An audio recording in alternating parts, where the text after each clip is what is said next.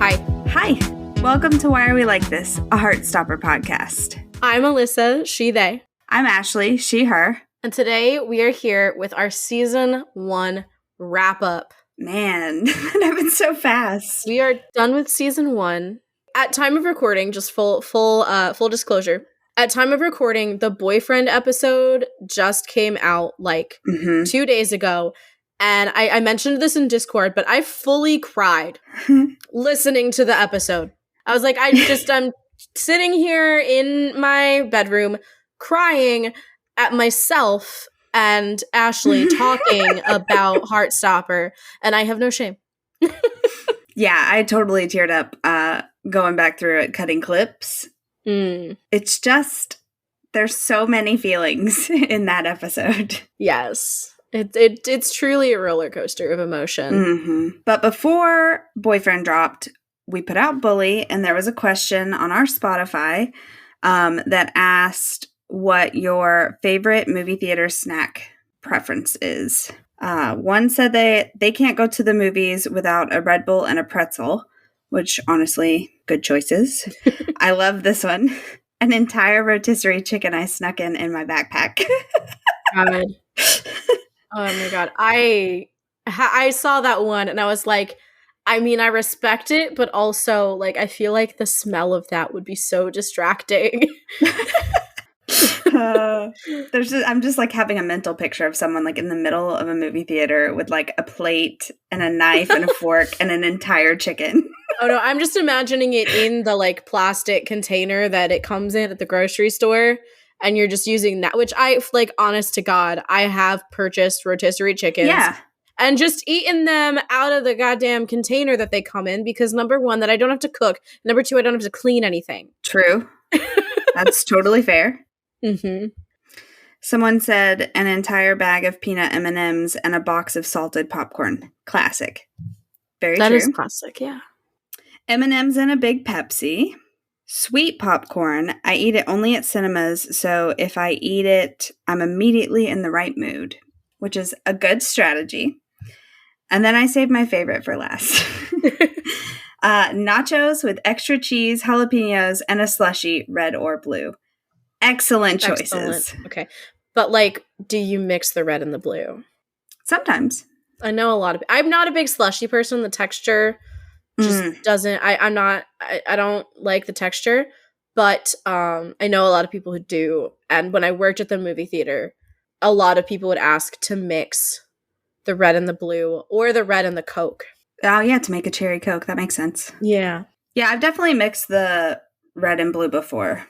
I'm typically a one or the other though. Fair. I just remembered, so please pause. Someone on Discord actually Flames on Discord said that typically there's one big container at the concession stand full of salted popcorn, which is just salt on popcorn, and then one container that is sweet, which is just sugar on popcorn. And I did not do the research Interesting. to see if that I didn't clarify if that was kettle corn or just regular popcorn with sugar.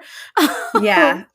So then this person assumed that the mix of both would be that they would layer, do a scoop of salty, a scoop of sweet, scoop of salty, scoop of sweet. Yeah, that makes sense. Yeah. Samantha on YouTube said that at the cinema, it's either salted flavor or sweet, and it's dry, just the flavoring. And then I asked if it was just popcorn or kettle corn, and they said that they don't use the term kettle corn, so they don't really know what the difference is. So now I want to look up, what is the difference? Because I just thought kettle corn was, the term for sweet popcorn. So kettle corn is made, from what I'm, quickly gathering on Google, it's popped in oil and sugar. Okay. Is, the thing that makes it kettle corn. So it's popped with the sugar. Yeah. As opposed to traditional movie theater popcorn in the US, which is made with a flavored salt. Yeah, it's looking like that's how they make the sweet popcorn in the UK. Maybe they just don't use the term kettle corn. Okay. Because there's also a suggested question, what do Americans call sweet popcorn? And the answer is kettle corn. So it must be an American thing. Anyway. So season 1. Okay, season 1. So we wanted to have an episode to kind of talk about the season as a whole, looking back on kind of some of our favorite moments, some of our least favorite moments. Mm-hmm. And then, of course, looking at what we're looking forward to in season 2 and hear from some of you about your thoughts. And I'm really excited because I haven't read any of those yet. So, ooh, you are in for a treat. Yes, Ashley compiled all of those. And I haven't looked yet, aside from like just opening the document. Right. And then we also want to share some of our plans for the time in between now and when season 2 finally airs. So before we dive into like reflecting on it, I did want to talk about one thing that was on my radar this entire season, and I just somehow failed to mention it every single time. It happens. But I want to talk about the Truum patches and how they change throughout the season. Okay. So in episodes 1 through 4, it's the Truum tea with your spades, right? And then there's like a barren tree with nothing, like a winter tree to mark. Obviously, it was January, February when we started, so that's the season they were in. During the scene where Nick asks Charlie to join the rugby team, and we see Charlie's little delusion of Nick confessing his love. The daydream, not delusion. Come on. True, fair. The spades turn to hearts on Nick's that's so patch. cute. And then in episodes 5 and 6, it's a tree with little buds on it because it's spring. And the tree is starting to bloom. And then in 7 and 8, it's a fully bloomed tree with leaves all over it at the end. Ooh, I like that. Such a nice touch to like help mark time. But it's also like it's subtle enough that if you're not paying attention, it'll fly right over. Like, I don't know how many times I watched the show before I caught it. I like literally have never noticed it before. So now, and I mean, like, you probably know this, but you have kind of locked yourself into making a TikTok of this. Oh, so that everyone can see it. Can do. So yeah. Yeah, because I have never noticed it before. I'm going to have to go back and look for that. I think you even mentioned it once, and then I just, like, forgot. I think it was off mic, but you mentioned it to me, and then I just forgot. I probably was like, I keep forgetting to talk about it. Yeah, so I just wanted to point that out, because it was fun and clever, and I love it. I wonder, and now I'm going to have to flag that for the comics, too, to see if any of that stuff changes. Yeah. All right. So we wanted to start with, do we want to start with our least favorite or our favorite? Oh, God. I have way more favorites than I do least favorites. Same. I currently have one thing written on my least favorites. And like, I'm sure that as we talk, I will come up with more. Yeah. But when I was creating my notes for this, I wrote one word. Place your bets now, everyone at home. Place your bets as to what that one word is. So let's start with least favorite moments, because I'd rather talk about favorite things second. Okay. So what are some of your least favorite things in season 1? Ben, which would have been my guess for your one word. Ben. It is. My one word is it just says Ben. Yeah. And then I also just picked like some of my least favorite scenes to like sit through, which are pretty much like the hard ones, right? So I have like Harry at the movies when he like starts touching on Charlie and and asking him all those questions, but it's specifically the way he like puts his arm around him and like, yeah, I don't like it. Ben in the parking lot after the movies, no thank you. And then I put any time that Nick was so sad about Charlie avoiding him that it made my fingers hurt. Those are some of my least favorite. Valid. I feel like those would all be up there. The end of Meet with Ben, I think, also up there for least favorite moments. Absolutely. Again, I literally just wrote the word Ben. Yeah. I almost also wrote the word Harry. Mm-hmm. But there are some great moments that contain Harry because Tao does have some really good comebacks. It's true. So I do enjoy Harry getting put in his place. But yeah, the rugby stuff in secret also was kind of a low point for me just because, like, I don't care. Yay, sports. Yeah. And it doesn't have the, like, excitement of the, like, rugby montages in earlier episodes because it's not, like, secretly actually a Nick and Charlie falling in love montage. Right, yeah. True. I will say about Harry, like, the first, like, half of the season, he doesn't bother me that much because, like, yes, I hate his character, but Cormac is so good, and, like, his, like, line delivery is so funny sometimes that it's kind of, I, like, giggle whenever Harry's on the screen. And so I feel like I have less disdain for those scenes just because of that. Oh, yeah. Mm-hmm. Also, one more least favorite that I just thought of. Basically, the whole time in Bully that Charlie is planning on breaking up with Nick. Yeah. No, thank you. Yeah, no. I don't like anything that has to do with them breaking up. Oh, yeah, no. I won't even listen to the Nick and Charlie, like, sound bits on TikTok. If that's how your TikTok starts, scroll. Abort. No, thank you. Run. Or in my case, sometimes I don't even just scroll. I just lock my phone and throw it across the room. That didn't happen. Be gone. I love that. So, favorite moments? Okay. Yes. This is not an exhaustive list. This is just kind of like what came to me. The dance with me snow scene. It makes me so happy. Yes. And I love that song, and it's like the perfect song for that moment. It's great. That whole scene. Yeah. Love it. A+. Yeah. And then Nick and Charlie's first kiss in episode 3. It is great. Everything about it is excellent. The beach scene at the end of Boyfriend. I know that we are unhappy about Nick's shoes and that was fair, but it just the serotonin. Yeah. And then of course bisexual people exist. Yes. And then literally anytime Mr. Ajay is on the screen. Nice. Absolutely. Because he is perfect. And just like all of his like teachery, like pearls of wisdom to Charlie are great. His like the way that he and Charlie interact is just so spot on. It's great. I love it. Yeah. I wish I was him. Aw, you are to someone.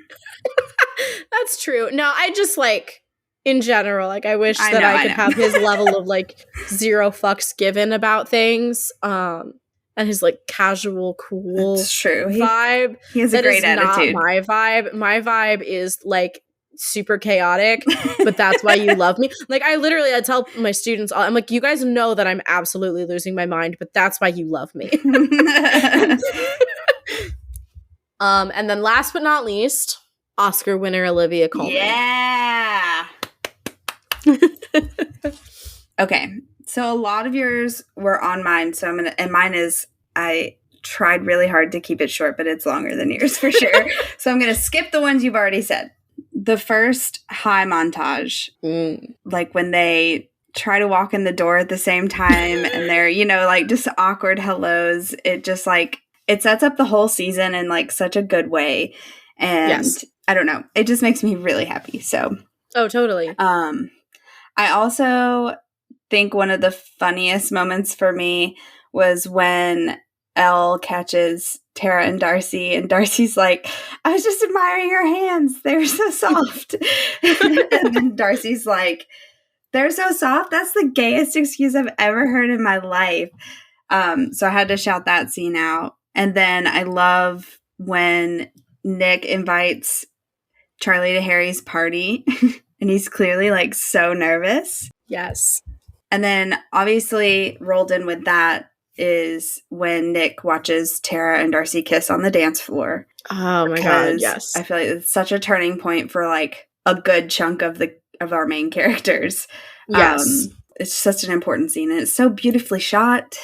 Mm-hmm. And then how Nick takes Charlie's hand after he says he's so proud of him for handling Ben, and then he doesn't let go before they run up.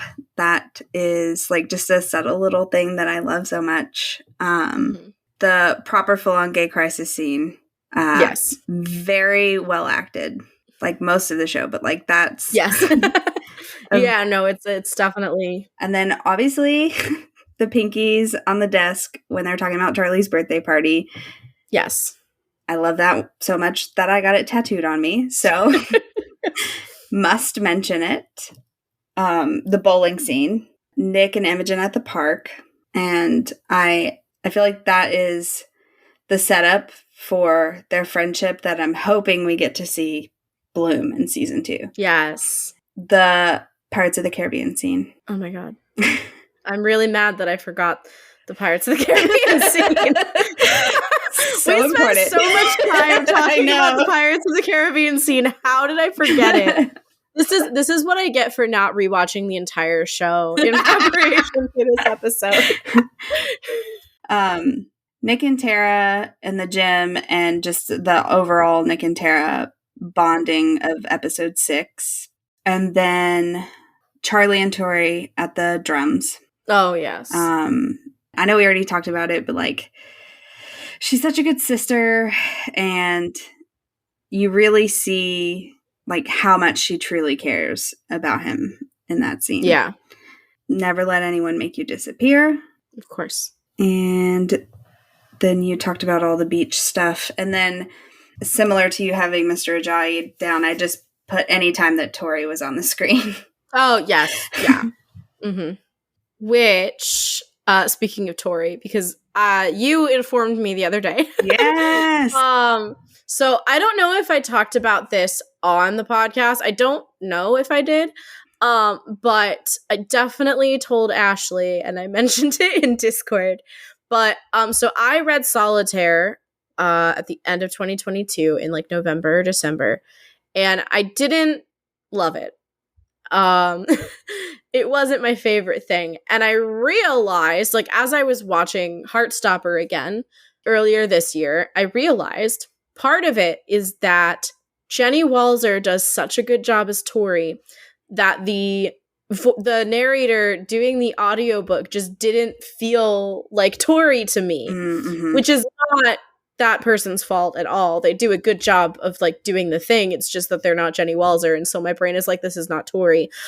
But yeah, Jenny Walzer recorded the audiobook as like a tie-in with the new US edition of the hardcover that's coming out in May, and I'm so fun. Actually, I think when this comes out, it will have already come out.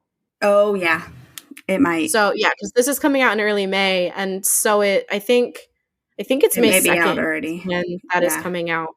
So that's really exciting. I'm excited to listen to it because I read like the paperback and I liked it a lot, but I was also like in my head picturing Jenny Walzer. So I'm excited to like have her read it to me. Yes. Oh my God. I'm so excited. I already have both the new hardcover and the audiobook pre-ordered. Nice. But that's just my Tori sidebar. Very exciting. Yes. Did you have any other favorite moments? That was my list that I wrote down, but I mean, I love so much of it. I know. It was really hard. I was like, let me just like the things that bring me absolute joy. I kept like typing stuff and being like, no, we got to cut this down. You got to let something go. Like, yeah, I feel like, you know what? I need to add the arcade montage in Friend. Mm-hmm. Because I do really love all of the arcade stuff in Friend. Tao dancing to Urban Angel 1999. Yeah, there's a lot of great moments in the show. It's just such a happy 4 hours of content. Except for the, 45 minutes therein that just absolutely destroys you. Yep. Yep. God, that's what I always tell people. I'm like, it's so sugary sweet. You're going to love it. And then I'm like, I didn't warn them about any of the bad stuff. Like, shit. Yeah. Mm-hmm. Like, the really intense, depression and anxiety and eating disorder and, just like the existence bullying, of bully as an episode at all. Yeah, there's I think it's because it ends so happy that like you're willing to suffer through the pain. Right. Like it hurts so good. Yeah. Somebody on TikTok had commented and said that they were like a huge fan of the comics and that they had not watched the show. They were like afraid to watch the show. And I was like, no, you have to watch it. Like, it's so good. And they were like, and I was like, no, really? And they were like, fine, I'll give it a try. And I was like, I'm so confident that you're going to love it that I'm going to give you full permission to come back and absolutely berate me if you don't like it. And a few days later, they came back and they were like, wow, yeah, I really loved it. I was like, yeah.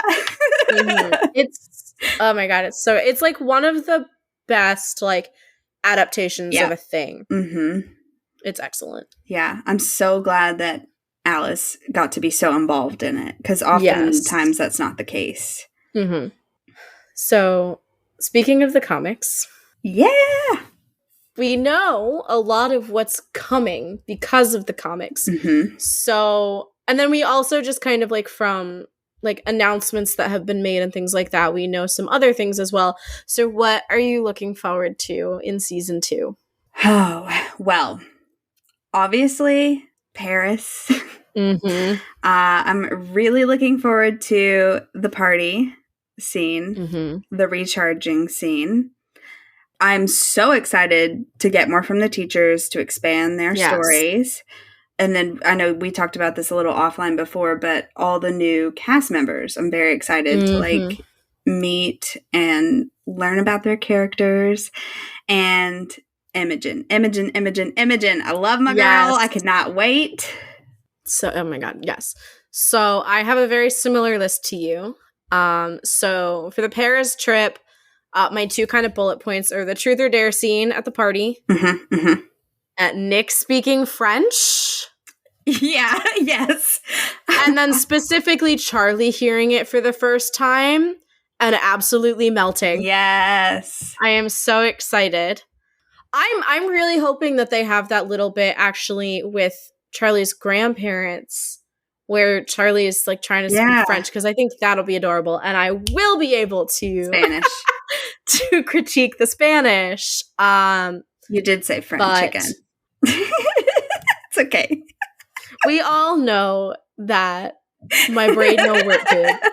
I am also really looking forward to the relationship between Mr. Ajay and Mr. Farouk. Yeah. So excited.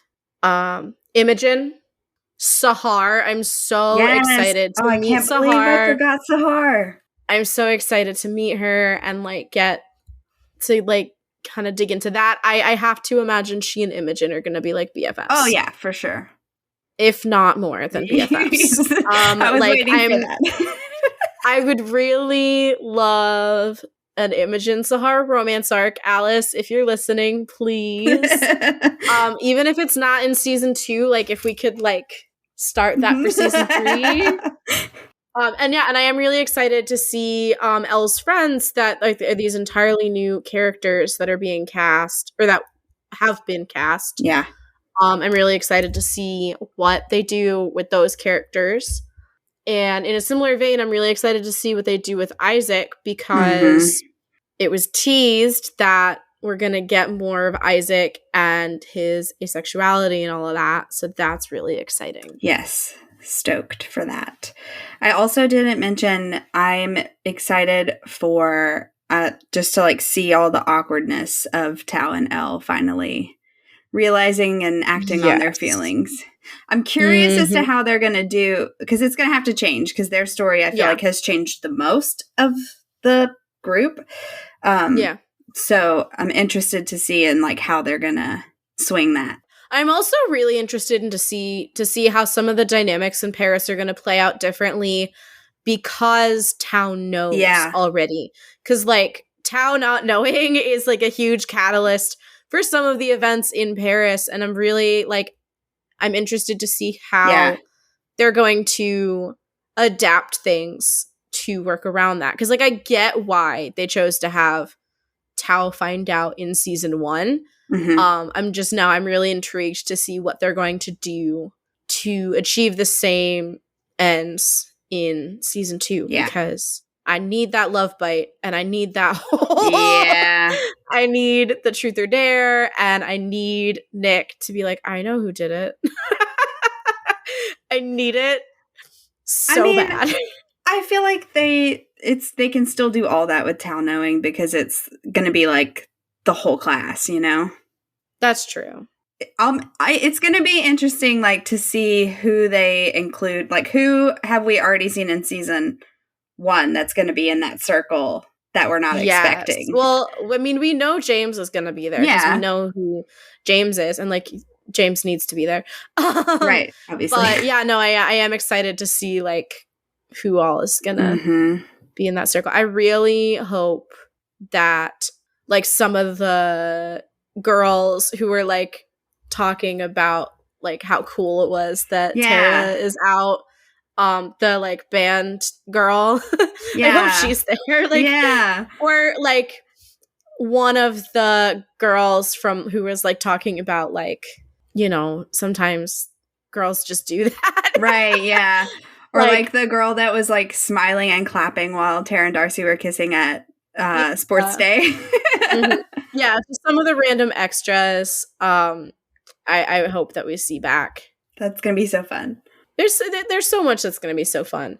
I mean, granted, like we do also get into some really heavy stuff in season 2, and like I am looking forward to seeing how they develop Charlie's eating disorder and his like mental health issues. I'm really interested to see how they're going to handle that, but like I'm not really looking forward to it. Right, yeah. In the same way that I'm looking forward to some of the more exciting things that are coming. Yeah. There's a lot of scenes that I'm excited to see acted by this cast, but that I'm not excited to watch. Yes. That is fair. Yeah, like a lot of the David stuff I feel very similarly. Right. Yeah. Like the Charlie passing out scene, I feel like is going to be so beautifully done. Oh my God. But I am not ready. I'm not ready to watch it, though. It is going to emotionally destroy me. Yeah. So on that note, do you want to read some of our listeners' stories that they wrote in? So we posted on all of our socials asking for your stories, similar to how we did in the bisexual bonus episode, because we would love to hear from you all and your experiences watching the show, your experiences with queerness, and just kind of giving a space for everyone to kind of write in and share their thoughts. And we said 10. We got about 10 responses, which is awesome. And so we're just going to read them to you now. Yeah. With commentary, of course. Some of them are long, but I felt like they were all important. And so we're not going to cut them down. We're going to read every word of what you guys sent us. All right. So our first one is from Luce in the UK. And they said, I'm a 44-year-old woman who identifies as pansexual. I came to Heartstopper relatively late. I'd seen the trailer and thought it looked cute, but I didn't watch it until July. I binged it over 2 days, which, fair. I then proceeded to have what I can only describe as a breakdown. I cried for about 3 days straight. After some soul searching, I realized I was mourning never having what Nick and Charlie had as a teenager myself. I didn't realize I was bi. I came out as that first until I realized pan was a better fit. But even so, Section 28 passed in 1998, repealed 2003. was in force, and I was in high school in the UK from 89 to 94. So we never saw any queer representation. It was illegal for schools or government to promote the teaching in any maintained schools of the acceptability of homosexuality as a pretended family relationship, or to intentionally promote homosexuality or publish material with the intention of promoting homosexuality. Homophobia was rife. I don't think I knew any openly gay people until I was in my late teens, but I remember bi people being particularly derided. Bisexual people are just greedy, but more often than not, it was seen as a step on the way to gay. Anyway, I never had a teenage love affair with a girl, and I obviously won't ever have. I'm currently married to a man, but if anything happens to us, any relationship I would have with a woman wouldn't be the same as when I was in my teens. Relationships hit differently when you're in your 40s with kids. True. When I tried to explain to people that what I had experienced after watching Heartstopper, I would cry every time. I can feel myself welling up just typing this to you. I relate to this so much. Mm-hmm. It's helped me heal trauma I didn't even realize I had. Lots and lots of internal homophobia, so much. I absolutely love that kids today have the queer representation we never did. I love that the production was predominantly queer. I love that Alice is ace and out. I especially love that Nick and Charlie will have a happy ending. Too many queer people don't have one in pop culture, which is true. I'm also looking forward to the next installment of the comics. Then I proceeded to watch an episode of Heartstopper every day until November. I'd start with episode 1, and then every 8 days start again. This is all very relatable. I bought all the Heartstopper books and all Alice's other works as well. I had a tattoo done as well in October of last year. I needed a permanent memorial of how Heartstopper essentially changed my life. I was utterly obsessed from July to November. I followed all the actors on Instagram. I sought out all the TikToks I could find about Heartstopper, and then all the algorithm would show me was Heartstopper, which is exactly what our TikTok feed is. It took over my life for those 4 months. It was all I could talk about. I quoted it endlessly. I still love it. I've just calmed down the obsession a little bit. To be honest, I still feel a bit weird about being this obsessed in my 40s about a teen show. I think that is due to society's hangups that I'm trying to ignore, but I think it's healing my inner child of all the stuff she didn't have and didn't know she could have. I really enjoyed your podcast, and I'm glad I've been able to share my story. I'm sorry this email has sort of descended into a stream of consciousness. I had a lot of thoughts, and it was difficult to put them all in order. I'm still working things through as well. Looking forward to joining you guys through seasons 2 and 3. I enjoyed the stream of consciousness. Yes.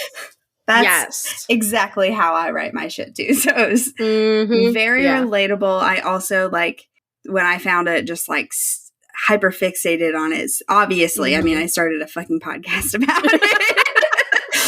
So very relatable. And I'm like, I'm going to be 32 this year, which I'm not the like target demographic for this show / comic, but I fucking love it. I know so many adults who are watching it, and like for every single adult that I've talked to who watches the show, it's so much about how healing it is for the inner child. And I think that there is still, and I mean, even especially as we get into season 2 and beyond with the stuff with Mr. Ajay and Mr. Farouk, like there is going to be like stuff that's more for the adults as well, which I am really excited for. But I also totally get the kind of like hesitance because it is a like teen show. But yeah, no, fuck that shit. It's so healing. I'm trying to think if there's anything else that I wanted to like react to or respond to in that. No, I love this. I mean, what they said about like the reputation that bi people have always had is like so true. Yeah. I definitely like they're greedy or they can't make up their minds. Yeah. Or they cheat. And then like also just like it's just like people who are gay but like aren't ready to admit it yet. Yeah. Yeah, a stepping stone to gay. Yeah. That Which, all like, definitely. it can be, but it's not for every single person. Mm-hmm. Yeah. Like, a lot of people just, like, use the stories of that being the case to invalidate all bi and pan people. Just like, nope, multisexual people don't exist. Right. But we do. We do. And we're valid. And we're awesome. And our flag is really pretty. Yeah, it is. And we can fucking make it with emojis now. Hell yeah. Because Apple finally got their shit together and made a normal pink heart. Only took, what, 15 years? Yeah. Who knows? But yeah. So the next message is anonymous. This says, "Hi, fellow bisexual Heartstopper fans. I am a 20-year-old bisexual guy from the UK, and Heartstopper means a lot to me and my journey of understanding my sexuality, as, like Nick, I am a sporty, quote-unquote, masculine guy whose peers would probably also describe as, quote-unquote, the straightest person they've ever seen. And then, as an English teacher, I appreciate your in-text citation of L. The show gave me the representation on screen that I really needed as a man who can be masculine and bisexual, as it's something that still is not often seen in media. Nick and the show as a whole undoubtedly helped me on my journey of acceptance and understanding of my sexuality, and without this representation, I think it would have taken me a lot longer to work it out myself. After coming out to my mom, it says mum, but I'm American, who was thankfully supportive, I set her the homework of watching the show, and she enjoyed it, and now likes to think of herself as the wonderful Nick's mom, mainly because it's the icon that is Olivia Colman playing the role. Yeah. Love the show, and now the comics and your podcast. Can't wait for season 2. Bisexual hearts. Bisexual hearts. Yes. So sweet. I love that. I love the idea of, like, assigning your parents the homework of watching Heartstopper as, like, a blueprint of how to be a supportive parent in the year of our Lord 2023. Like, this is how you do it. Like, I feel like it should be watch Heartstopper and then read the book This is a Book for Parents of Gay Kids by Kristen Russo. Yeah, yes. Next we have Antonio. As a bisexual man, you could just imagine how I felt throughout the show.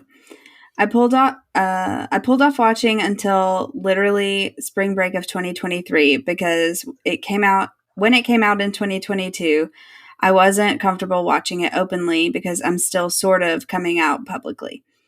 Even when I decided to watch it at home, I watched it discreetly because when I realized Nick's experiences were my experiences, I teared up every time.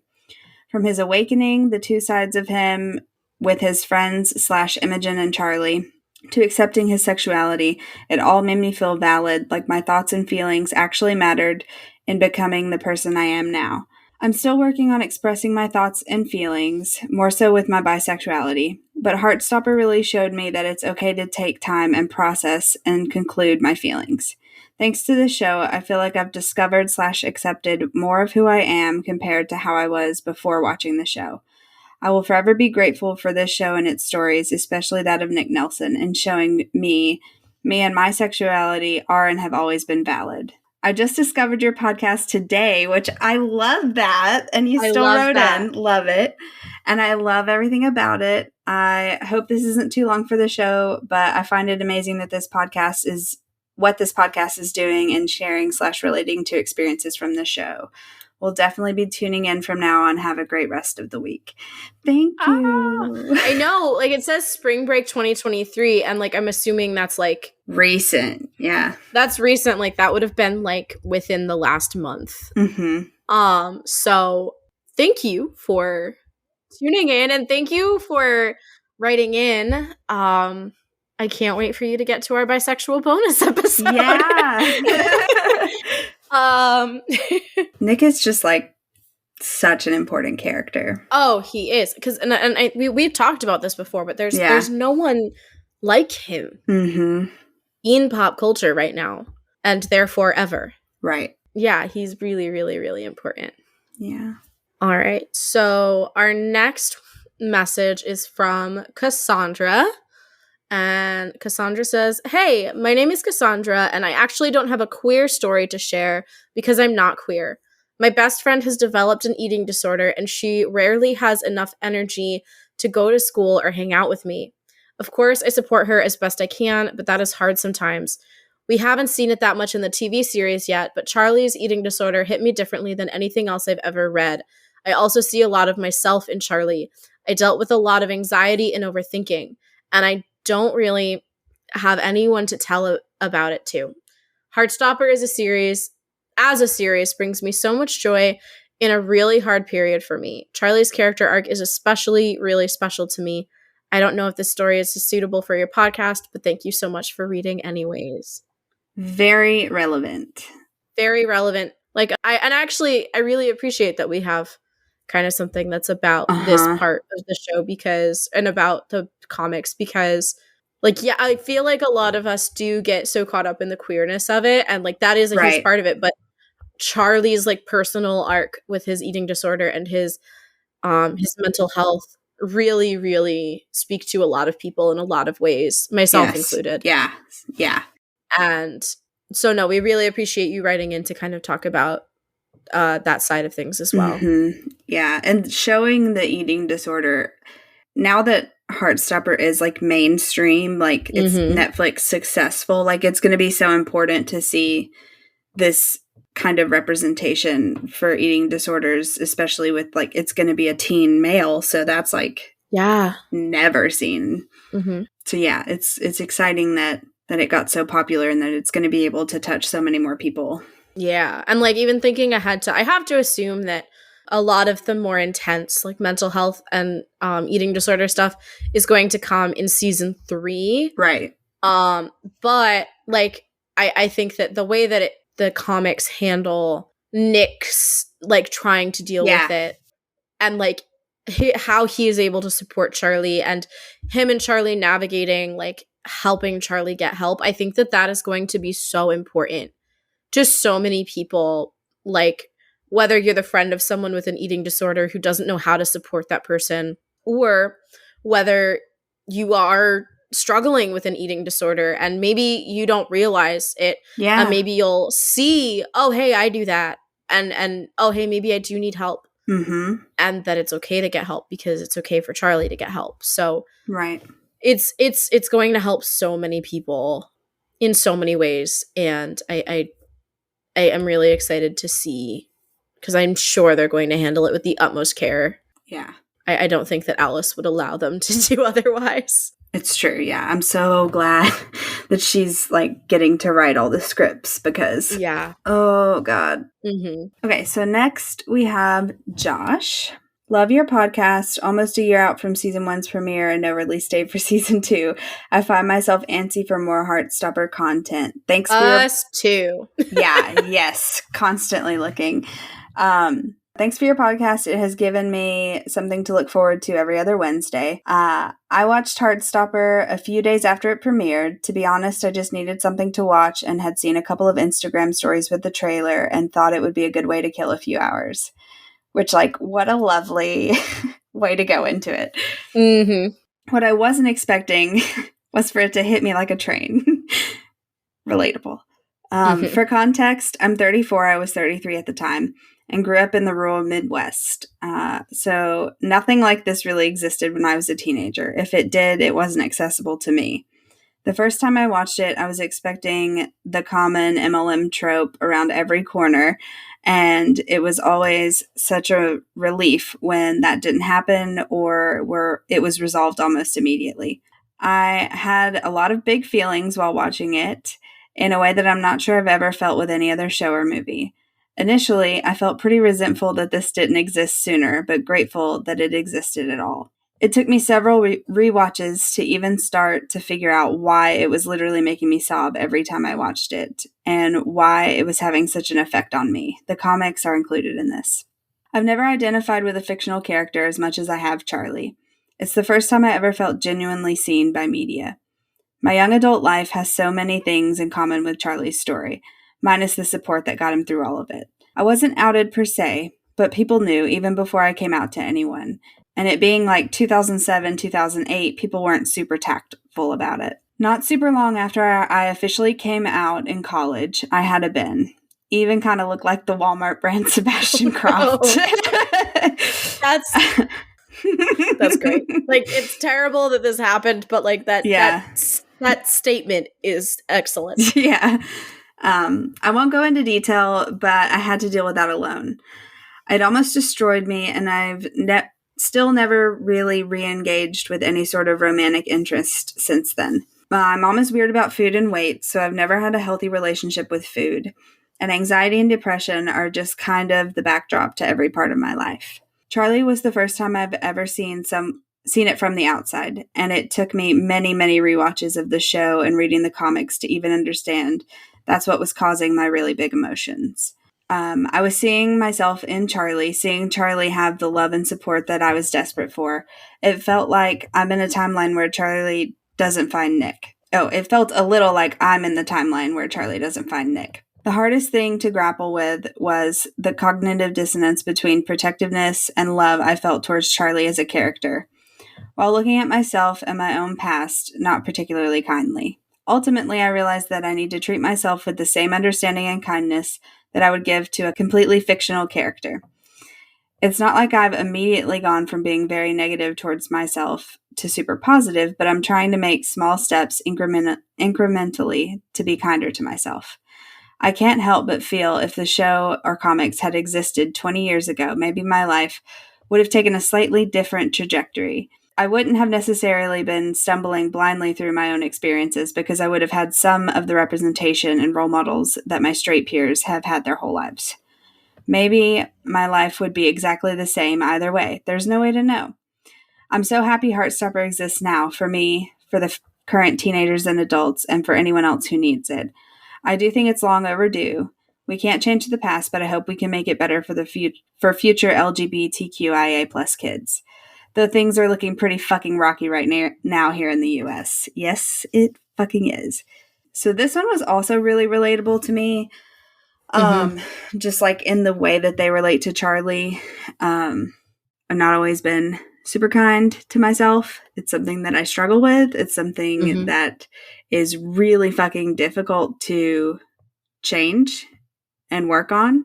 So good for you for, trying. And I hope you're doing better. Yeah. So much love. Yeah.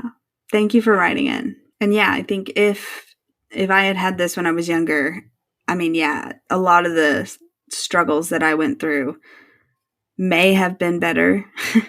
So I relate to that statement as well. Our next story is from Blanca. Hi. Is there any better way to start talking about Heartstopper? I don't think so. Before starting, I just want to say that I absolutely love your podcast. Aw. I just found it a couple weeks ago when I was looking for a playlist with Heartstopper vibes because I have been exclusively listening to the official mixtape on Spotify, which says a lot about how madly obsessed I am with this show, books, and universe. Anyway, I have listened to all your published episodes in almost a week, so I am just so glad I found this podcast. Oh, thank you. Thank you for listening. Yes. Well, I'm going to introduce myself. My name is Blanca, she, her. I'm from Spain. I'm 24. I'm an English teacher, and I'm bisexual as well. I'm so glad that it worked out that you got to read this one. Hi, Blanca. Are you my new best friend? I think so.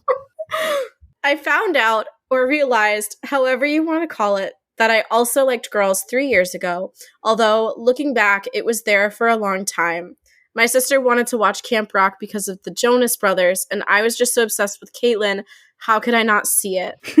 So after realizing, I told 2 friends, and now I can totally relate to Nick because it was so hard to tell them, to say I liked a girl, to even pronounce the word bisexual.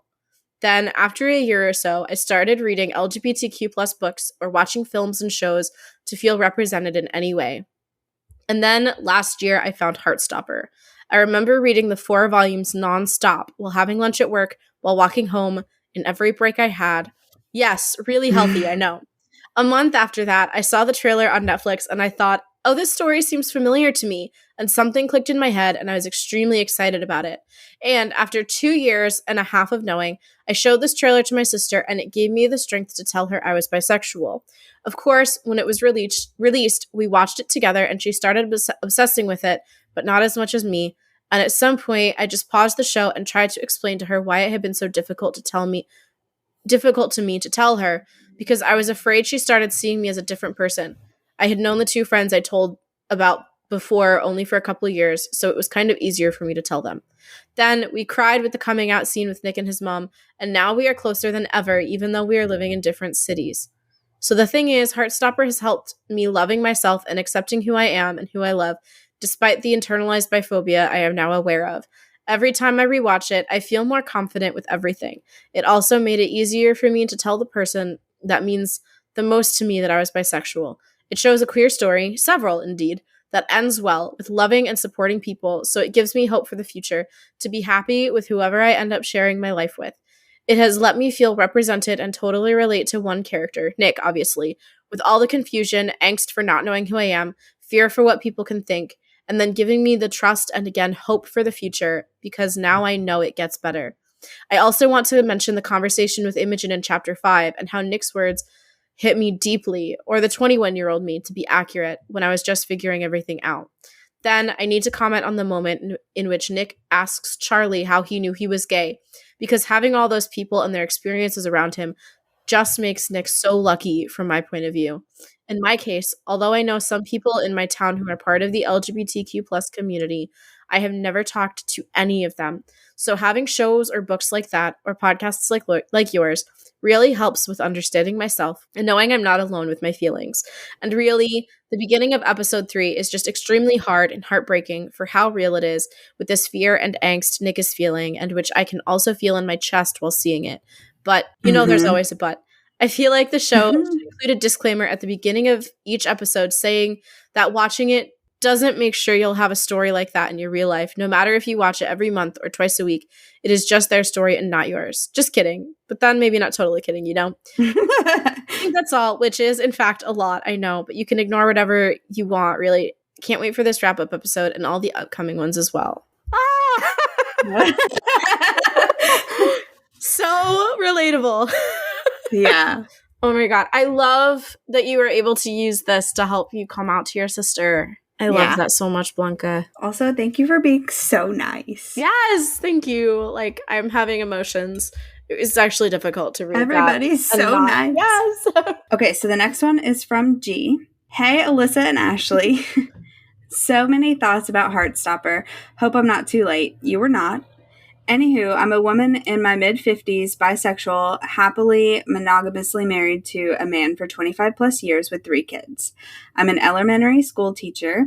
I've identified as bisexual since I was in college, had crushes on girls and boys from early on, but didn't really put 2 and 2 together until college age. Relatable. Mostly dated boys, but some girls too. I'm a pretty private person, but I'm out to my closest friends. I met my spouse-to-be soon out of college, and we've been together ever since. I'm a monogamous kind of person, and it doesn't bother me. It doesn't bother me at all to not physically express my sexuality with a woman. Being in a monogamous, long-term relationship with a man doesn't make me straight. Fucking true. Absolutely. Though it does cost most people to assume that I'm straight. Mm-hmm. Also, fucking true. Yep. Unfortunately. Yep. I'll admit that I usually take the path of least resistance and let people believe what they want to believe, because what do I care? When my eldest daughter was in middle school, she came up to me one day and said in a nervous voice, "Mom, don't be mad, but I'm bisexual." My response was an enthusiastic, "Me too!" She was surprised by this. I thought it was a fun bonding moment, but later I wondered if I had stolen her thunder. She wanted to proudly state her truth and differentiate herself as an adolescent, and maybe I had undercut her with my Me Too. So I decided that if any of my other children came out, I would let them have their moment and I could come out to them later. Fast forward several years, my younger daughter sends me an email saying that she's a lesbian. I went to her and told her that I loved her and that I was proud of her self-awareness, that I was so proud of her self-awareness. What I didn't say was, I'm bi. However, this left me feeling a bit dishonest, lying by omission. And after that, there never seemed to be an appropriate time to tell her. A year or so later, Heartstopper comes out, and I wanted to watch it with her. Older daughter was already away at college. But she didn't want to watch it. What? In parentheses, which, yeah. She thought it was going to be too cutesy, which is fair, and I get that a lot from people. When I bring it up, they're like, I don't know, that looks like it's gonna be like too sweet. And I'm like, it is, but it's so good. Yeah. And they say that the daughter's really into horror, which I can see how this would like not be really. It's so funny because that's very much the conversations that I had with Eddie about it. Yeah. So I watched it on my own and became obsessed with it. Finally, I insisted that she had to watch it at least the first couple of episodes with me. Needless to say, she also fell in love with it. We started having conversations about the show, the music, etc. Finally, one night at dinner, I told her, I'm bisexual. Her response was, is this a joke? I explained why I didn't tell her earlier when she came out to me. She replied, I really wish you had. So, I made the wrong choice. At least I've fixed it now with the help of Heartstopper. It's immensely important and moving to me that Heartstopper exists for my kids so that their experience is celebrated in pop culture. It's extremely important to me as a bisexual person to have bi visibility. Charlie saying, bisexual people exist. Nick's journey. Watching Heartstopper made me feel as if I had been neglecting a key aspect of who I am. I became a teacher later in life, and what Tara said to Nick at Harry's party really resonated with me. Since reading and watching Heartstopper, although I'm not looking to make a big announcement, I'm just not hiding my bi-ness anymore. My classroom is proudly queer forward, hung a huge pride flag year-round, lots of queer books in my classroom and library. This was true before Heartstopper, but something has changed in the way that I feel about it. It's changed my energy about it and the vibes I put out. I don't feel like I'm hiding anymore. I've even casually dropped coming out into some colleague conversations, which I hadn't done in years. I feel extremely lucky to teach in a state where my teaching approach is not only not criminalized, but doesn't make anyone, parents, other teachers, or admins, bat an eyelash. Though I'm an elementary school teacher, I've had kids come out to me as gay and pansexual. I know trans kids. It's my mission to make sure that the LGBTQ plus kids are welcome, celebrated, embraced, and see themselves in my classroom. Sadly, I don't have the Heartstopper books in my classroom because of the swearing, which understandable. Yeah. Heartstopper is one of those things that I didn't realize was so needed and necessary until it existed. I'm so grateful for its existence, for my children, for my students, and for myself. Thanks for listening and existing, gals. XOG. Ah, I love it. I love that. I am like stuck on the fact that you've had elementary school kids coming out to you as gay and pan. I teach middle school, and I have kids who identify as gay, non-binary, pan, but the fact that like even in elementary school there's kids who are coming out, it makes me so happy. Just that like the kids are all right. Yeah, and I'm so excited for this like generation of queer individuals because they have teachers like y'all that they can look up to, and they have these things in the media that they can see. It's so exciting. Yeah, I know. There are like, it's hard to not, it's hard to like talk about it without acknowledging like there are definitely parts of the world and the country where it's not easy to be a queer teacher, to be an ally in education. It's not easy to be a queer kid. And I also, because I'm in New York, and I'm in New York City especially, so I also feel very lucky that I can kind of like be and, include LGBTQ like conversations and things like that in my curriculum. And, I run, we call it Rainbow Alliance, right? I run like an LGBTQ alliance. And that's not possible in every state in our country. Right. Even in places where it is possible, there are people who are trying to make it not possible. But yeah. My state's really going through it right now. Oh, yeah. Tennessee is having a hot fucking dumpster fire. Yeah. So, thank you, G, for being like there for your children, like your biological children, and also for your students. And just with the Heartstopper books, what I would do is just suggest the show to your kids because it is family friendly. And then if they happen to find the comics on their own, that's not your fault. I will say the again, middle school, but we had a book fair in February at my school, and they had volumes 1 and 2 of Heartstopper. Nice. And the amazing thing was, I cannot tell you how many kids came up to me and was like, they have Heartstopper. And we're so excited, and they bought it. It was great. I was like, oh my God. The kids, yeah, that's so exciting. My kids don't know about the podcast because I don't really like talk about like my socials or any way that they can find me on social for, personal boundaries. But they know that I love Heartstopper because I recommend it to everyone. Yeah. But yeah, so if your elementary school kids find it on their own, it's not your fault. You could just give them a gentle nudge in the right direction. Right. All right, so this next message is from Nick. Not Nick Nelson. Not Nick Nelson, but Nick, who we love. Hi, pod people. Nick here.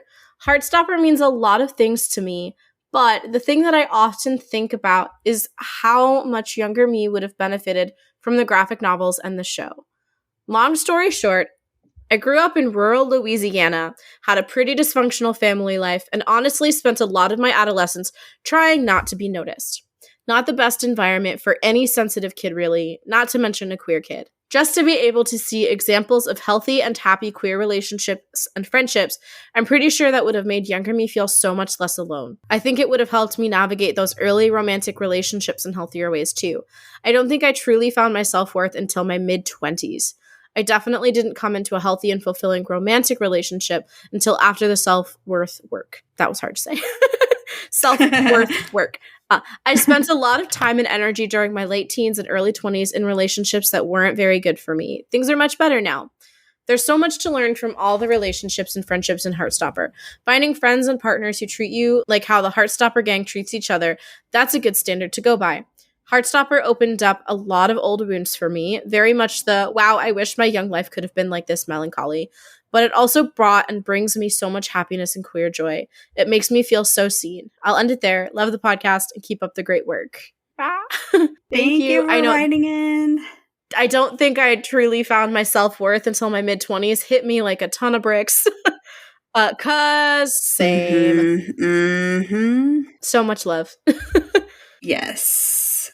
And I feel like a theme that we are seeing here, and that obviously we have talked about before too, is just that I wish my younger self could have had this, Very relatable. All right. So the next one is from Allie. Allie wrote, I just want to start by saying I love this podcast so much. I found you guys because I needed more Heartstopper content in my life. Heartstopper is my favorite show/book series. For proof, I got a permanent Heartstopper tattoo on my arm. I'm going to pause there and just say thank you. Thank you for listening and for also being so nice. Everybody's so nice. I watched the show before I knew about the comics, and I just love everything Alice Esmond has ever been a part of. Fair. I am 22 and bisexual, and I feel so understood when I watch Heartstopper and read all of Alice's books. What I love about Heartstopper is it is so relatable and hopeful, which I think is a solid point. Like I don't use the word hopeful a lot, but when talking about the show, but it is like a very hopeful show. So yes, good word choice. Yes. Queer love can come with more hardship than straight relationships, but this is one of the few shows that showcases that there are happy endings even for queer people. It definitely became a comfort show for me, and listening to your guys' podcast and reliving each scene and hearing your commentary makes the show even better. Oh. I love all the characters, but Nick and Charlie's love story is what truly makes me love the show so much. Charlie is just the most pure human being to ever exist and deserves only the best. And then Nick comes along and quite literally is the definition of perfect, so it only makes sense that Nick and Charlie are the perfect couple. I'm so excited for season 2 and can't wait for more of your podcast. Everyone is so nice. Yes. It's going to make me emotional. Yeah, Charlie is just like so pure and sweet. And Nick is also just like pure and like sunshine and happiness in a person. So I'm feeling all like warm fuzzies. I know. All right. And then we have our last listener message is from Donna. Where do I begin? Heartstopper means everything to me. It has changed my life in so many ways, and I am not even joking. For some context, I am a cisgender white woman in her early 40s, married to a man, only ever been in relationships with men, lots of gay friends, and I always saw myself as a great ally. Ally in all caps. I decided to watch Heartstopper because it looked like a sweet show I might be able to watch with my tween son. I first watched the show in July 2022 and couldn't stop thinking about it, talking about it to everyone, and rewatching it. I think they call this my special interest. By October, I realized, ooh, I am bisexual. I had kissed a couple girls in my 20s and loved it, but when I wondered if I was a lesbian, that didn't feel accurate since I have always been attracted to men. So I assumed I must be straight and have just had a secret curiosity about women. Sorry, I'm just laughing because same. Like, just relatable. Know, yeah. I'm laughing. Yeah. Okay. Very relatable. But slowly I thought about all of the girl friendships I had as a child/teenager, where I was obsessed with each girlfriend and wanted to be with them all the time. The A, the T, and the T were all in capitals, by the way. And the actresses and models I often watched and thought about. For me, it was Jennifer Love Hewitt in Party of Five. I had heard the word bisexual, but I thought it translated to being poly. I am certain that Nick Nelson is the first bisexual character I have ever watched. Anyway, in October, I came out to my therapist, then my husband, and now several friends, and most recently, the barista at my local coffee shop when she complimented my Pride t-shirt. Heartstopper has truly been the catalyst for me figuring out who I really am and how to live my life authentically. The show has also opened my eyes to the whole spectrum of humans in the LGBTQIA community, and now, instead of being an ally to gay men and lesbians, I am driven to be an active ally for all gender identities and all sexualities. In terms of characters in the show, I would say I'm a giddy mix of Nick's golden retriever energy with Charlie's mental health and dysfunctional family. Thanks for listening. I love your podcast so much.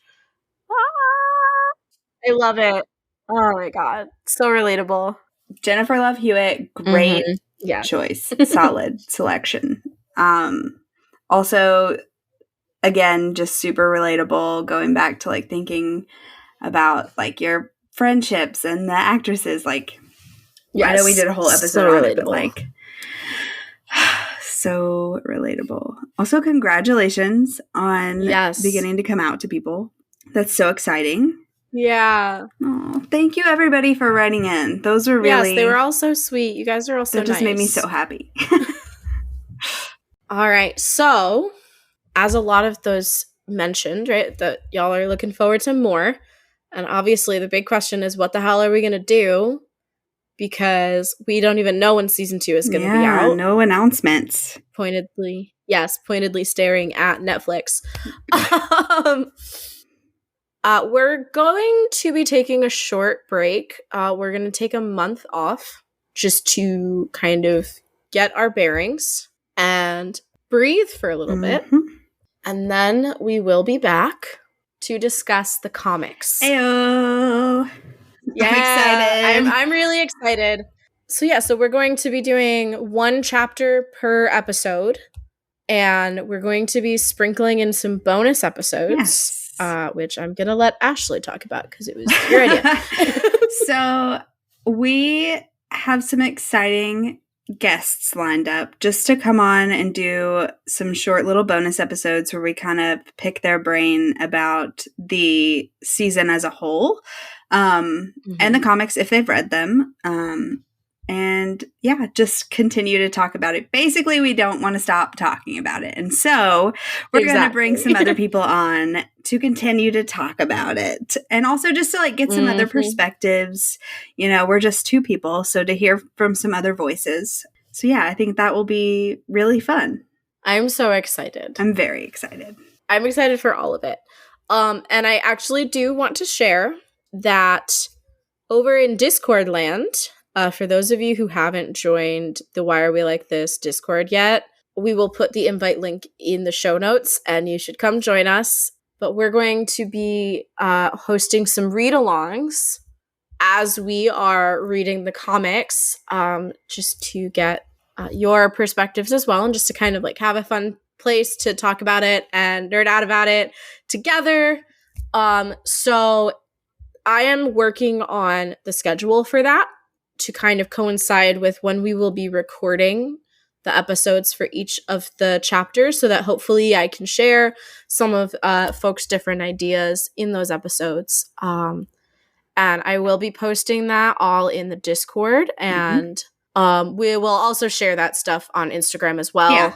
Come hang out, join the Discord so that you can be a part of that, and all the other fun things that are going on over there. Yeah. And we've also discussed possibly doing some live watches. Yes. So let us know if you'd be interested in that. Yeah. Yeah, so lots of fun things happening. Get your comics ready because that's what's coming. Yeah. So that is just about everything that we have. And of course, this is a bi-weekly podcast by two bisexuals, and we will see you after our break. Again, keep an eye out on Instagram for the official announcement of when we'll be back. You can find us on all platforms at Why Are We Cast. And if you're enjoying, please consider rating and reviewing us. And until next time, bye. Bye.